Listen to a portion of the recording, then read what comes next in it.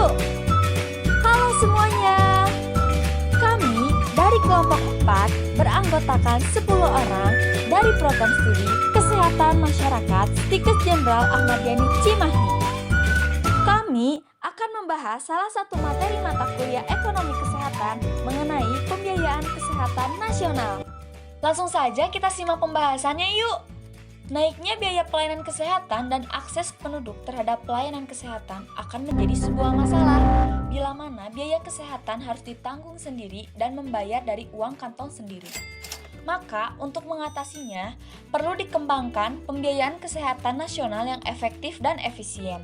Maka dari itu, pembiayaan kesehatan menurut Azrul A. tahun 1996 adalah besarnya dana yang harus disediakan untuk menyelenggarakan dan memanfaatkan berbagai upaya kesehatan yang diperlukan untuk perorangan, keluarga, kelompok, dan masyarakat. Pembahasan yang kedua yaitu sistem pembiayaan kesehatan. Sistem pembiayaan kesehatan ini dibagi menjadi dua. Yang pertama adalah fee for service atau out of pocket. Yang kedua adalah health insurance. Kita bahas out of pocket terlebih dahulu ya. Fee for service atau out of pocket merupakan sistem pembayaran berdasarkan layanan, di mana pencari layanan kesehatan berobat lalu membayar kepada pemberi layanan kesehatan atau disebut juga dengan PPK. PPK ini seperti dokter atau rumah sakit yang mendapatkan pendapatan berdasarkan pelayanan yang diberikan. Semakin banyak yang dilayani, semakin banyak pula pendapatan yang diterima. Sebagian besar masyarakat Indonesia saat ini masih bergantung pada sistem pembiayaan kesehatan secara fee for service ini. Dari laporan WHO di tahun 2006, sebagian besar 70% masyarakat Indonesia masih bergantung dengan sistem ini dan 8,4% yang dapat mengikuti health insurance ini.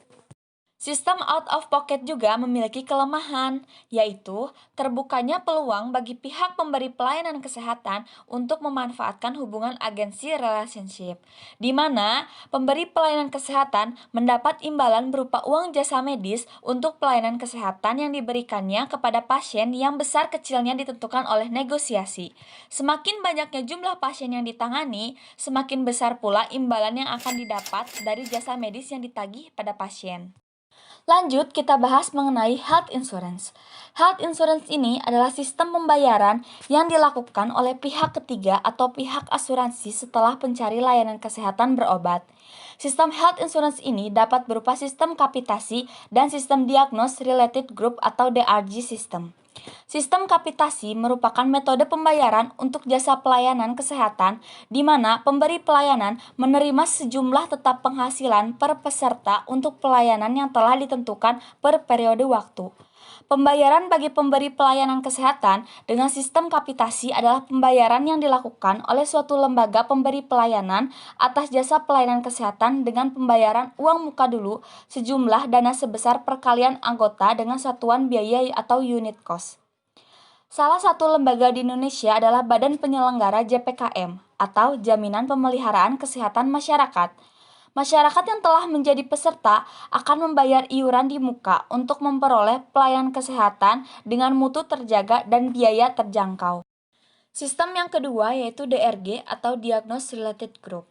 Tidak berbeda jauh dengan sistem kapitasi. Pada sistem ini, pembayaran dilakukan dengan melihat diagnosis penyakit yang dialami pasien. Pemberi pelayanan kesehatan telah mendapat dana dalam penanganan pasien dengan diagnosis tertentu dengan jumlah dana yang berbeda pula tiap diagnosis penyakit. Jumlah dana yang diberikan ini, jika dapat dioptimalkan penggunaannya demi kesehatan pasien, sisa dana akan menjadi pemasukan bagi pemberi pelayanan kesehatan.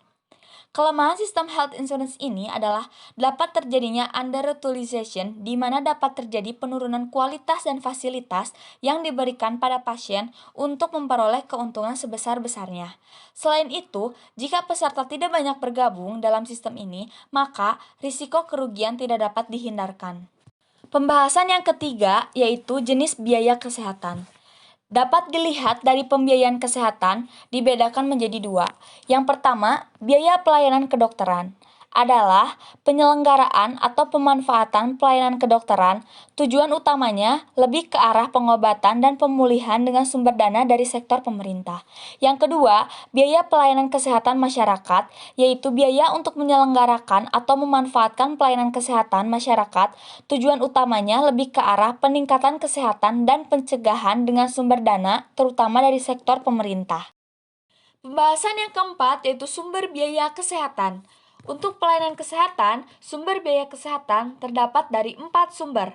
Yang pertama, dari pemerintah. Baik pemerintah pusat maupun pemerintah daerah seperti provinsi dan kabupaten atau kota. Dengan dana berasal dari pajak, baik pajak umum atau pajak penjualan.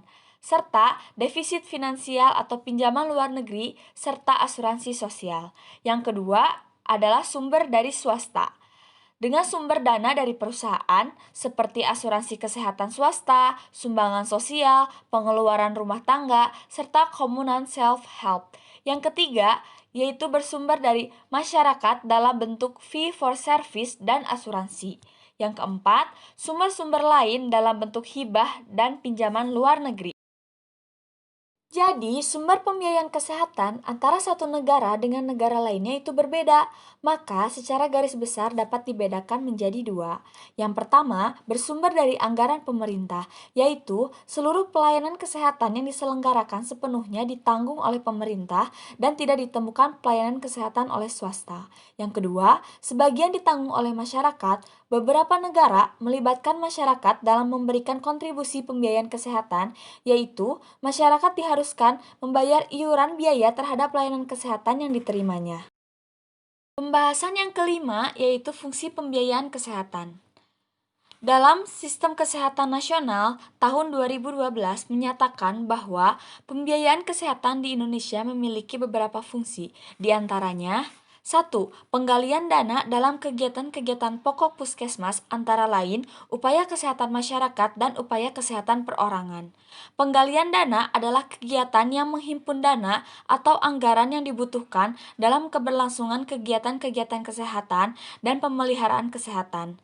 Sistem kesehatan yang baik adalah pengumpulan dana yang memadai dalam upaya untuk menyelenggarakan pembangunan kesehatan serta memastikan semua masyarakat mendapat pelayanan kesehatan yang dibutuhkan dan melindungi masyarakat dari kebangkrutan akibat pembayaran akibat menerima layanan kesehatan. 2. Alokasi dana adalah penetapan peruntukan pemakaian dana yang telah berhasil dihimpun baik yang bersumber dari pemerintah maupun dunia usaha. Dana yang dihimpun tersebut akan dibayarkan ke provider kesehatan. 3. Pembelanjaan adalah pemanfaatan alokasi anggaran yang telah dianggarkan sesuai kebutuhan pelayanan kesehatan dan prioritas untuk berbagai intervensi pelayanan kesehatan dan atau dilakukan melalui jaminan pemeliharaan kesehatan wajib atau sukarela. Pembahasan yang keenam yaitu mengenai masalah-masalah pembiayaan kesehatan. Kenaikan biaya kesehatan terjadi akibat penerapan teknologi yang canggih, pola pembayaran tunai yang langsung ke pemberi pelayanan kesehatan, pola penyakit kronik dan degeneratif, serta inflasi. Kenaikan biaya pemeliharaan kesehatan itu semakin sulit diatasi oleh kemampuan penyediaan dana pemerintah maupun masyarakat. Peningkatan biaya itu mengancam akses dan mutu pelayanan kesehatan dan karenanya harus dicari solusi untuk mengatasi masalah pembiayaan kesehatan ini. Maka, masalah-masalah dalam pembiayaan kesehatan nasional yang pertama, kurangnya dana yang tersedia, yang kedua, penyebaran dana yang tidak sesuai dengan kebutuhan, yang ketiga, pemanfaatan yang tidak tepat, keempat, pengelolaan dana yang belum sempurna, yang kelima, biaya kesehatan yang semakin meningkat. Pembahasan yang selanjutnya, bersumber dari Kementerian Kesehatan Republik Indonesia tahun 2020, gambar grafik ini merupakan gambaran skema pembiayaan belanja kesehatan Indonesia pada tahun 2010 hingga 2018. Dapat dilihat dari tahun 2012 hingga 2018, angka biaya belanja kesehatan semakin tahun semakin naik. Di tahun 2018, total belanja kesehatan dari seluruh total dana adalah 455,5 triliun, termasuk belanja publik sebesar 245,11 triliun dalam persen 53,8%, dan belanja non-publik sebesar 210,44 triliun dan dalam persen 46,2%. Proporsi belanja kesehatan terhadap PDB sebesar 3,1%, belanja kesehatan per kapita per tahun sebesar 1,7 juta. Sumber pembiayaan sektor non-publik yang pertama adalah swasta, yang kedua adalah KPBU atau PPP infrastruktur adalah skema penyediaan infrastruktur publik yang melibatkan peran pihak swasta. Yang ketiga, filantropi dalam artian peduli pada kondisi manusia lainnya. CSR, Corporate Social Responsibility atau perusahaan tekstil. Dan CSO, Civil Society Organization atau yayasan yang membantu sosial. Yang keempat adalah blended finance, adalah proses pembiayaan yang melibatkan pihak swasta dan industri jasa keuangan untuk mendukung proyek-proyek dalam pembangunan yang berkelanjutan dengan memadukan unsur keberlanjutan. Lanjut, masih bersumber dari data Kementerian Kesehatan Republik Indonesia tahun 2020, ini merupakan tren alokasi dan realisasi anggaran dana alokasi khusus kesehatan tahun 2016 hingga 2020. Proporsi anggaran DAK kesehatan dibanding DAK nasional akan mengalami peningkatan. Bisa dilihat dari dana yang dikeluarkan tiap tahun untuk DAK kesehatan yang berwarna abu dengan DAK nasional yang berwarna kuning akan mengalami peningkatan. Realisasi anggaran DAK kesehatan belum optimal, memiliki pola cekung.